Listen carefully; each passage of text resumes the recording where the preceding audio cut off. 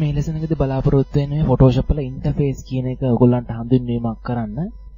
Interface එක කියන්නේ අතරම Photoshop load කරපු ගමන්. ඒ කියන්නේ ඔයගොල්ලන් කම්පියුටර් Photoshop install කරලා පළවෙනි වතාවට Photoshop load කරපු ගමන් ඔයගොල්ලන්ට දක්නට ලැබෙන මේ සියලුම දේවල් වලට තමයි ඉන්ටර්ෆේස් කියන්නේ. උදාහරණයකට මේ සියල්ලම මෙතන තියෙන මේ ඔයගොල්ලන්ට පේනවා boxes ගොඩක් ජාති තියෙනවා. නමුත් මේක තරමක් සංකීර්ණයි Photoshop මුලින් කරන කෙනෙකුට.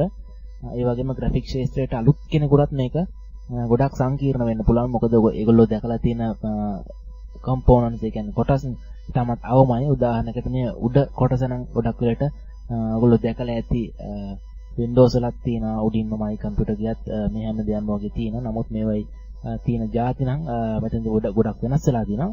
ඒ වගේ මේ Photoshop වල ඉන්ටර්ෆේස් එක තරමක් සංකීර්ණයි. මොකද ග්‍රැෆික් ක්ෂේත්‍රයේ ගොඩක් නිර්මාණ කිරීමේදී අපිට හිතෙන් නැගින සියලුම දේවල් නිර්මාණය කිරීමේ හැකියාව මේ Photoshop වලට තියෙනවා.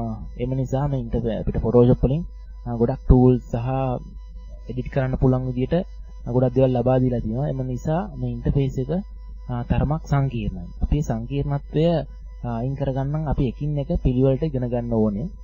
උදාහරණයක් හැටියට මම මෙතන මේ ස්ලයිඩ් එකක් භාවිත කරලා දිනවා ඔයගලන්ට Photoshop ඉන්ටර්ෆේස් එක ගැන හඳුන්වීමක් කරන්න.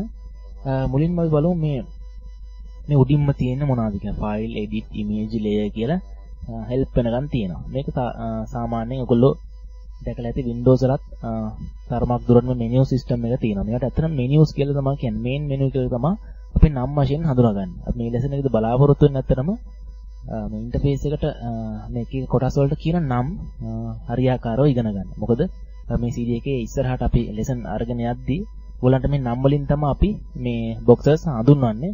එතකොට ඒ boxes මොනවද කියලා ඔයගලන්ට තීරුම් ගැනීමේ හැකියාව තියෙන්න ඕනේ.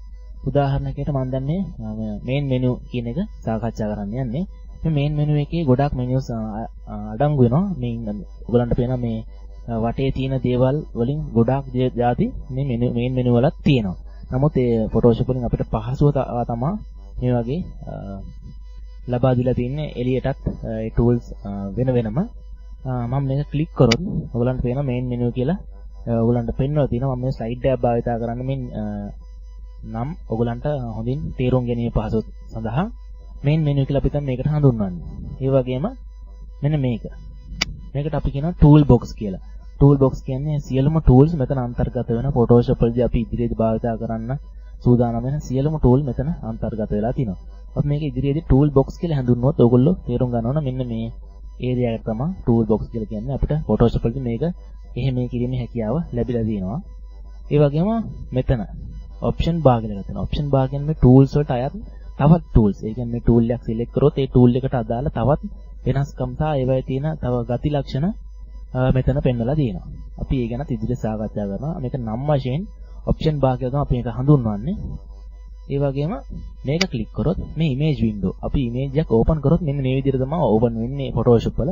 අපි ඒකින්ද මේක image window කියලා තමයි හඳුන්වන්නේ නම් වශයෙන්. image window එකට ඔයගලන්ට අපි මේ scale කිරීම සහ මේ ගැන තව වැඩි විස්තර කතා කරනවා. මේකට image window කියන එක ඔයගොල්ලෝ මතක තියාගන්න ඕනේ.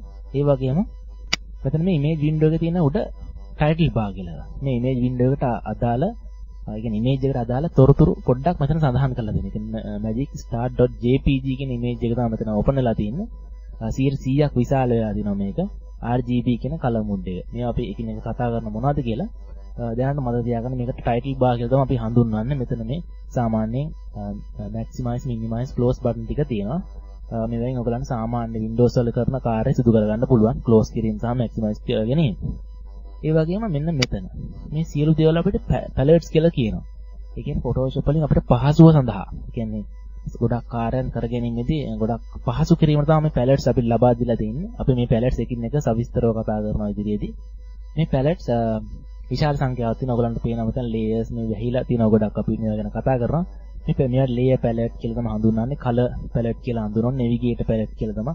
මේ ඉදින් තියෙන නමේ තමයි අපි හඳුන්වන්නේ. දැන් මම ඔයගලන්ට ගුවන් navigate palette කියලා ඔයගොල්ලන්ට තේරුම් ගන්න ඕනේ මේ navigate palette කියන්නේ මෙන්න මේ area එකට කියලා. ඒ වගේම palettes වල නම තමයි උඩින් සඳහන් වෙලා තියෙන්නේ. ඔයගොල්ලෝ මතක තියාගන්න ඕනේ මේ සියල්ලටම අපි palettes කියලා තමයි හඳුන්වන්නේ. ඒ වගේම මෙන්න මෙතන ක්ලික් කරනවා. මෙතන ක්ලික් කරොත් ඔයගලන්ට පේන status bar කියලා. මේ status bar කියන එක සාමාන්‍යයෙන් Windows වල වැඩ කරන කට්ටිය දන්නවා. නමුත් graphics ශ්‍රේෂ්ඨයට සහ කම්පියුටර් අලුත් කෙනෙකුට මේක තරමක් අලුත් වෙන්න පුළුවන්. status bar කියන්නේ අපි දැන් යම්කිසි tool එකක් click කරොත් ඒ tool එකෙන් පස්සේ අපි කරන්න ඕන කාර්ය මෙතනින් සඳහන් වෙනවා. ඒක ඇත්තටම lazy. මොකද මේ tool එක ගැන දන්නේ නැත්නම් ඒ tool එක select කරාම අපි මොනවද කරන්න ඕනේ කියලා මෙන්න මෙතනින් සඳහන් වෙලා තියෙනවා.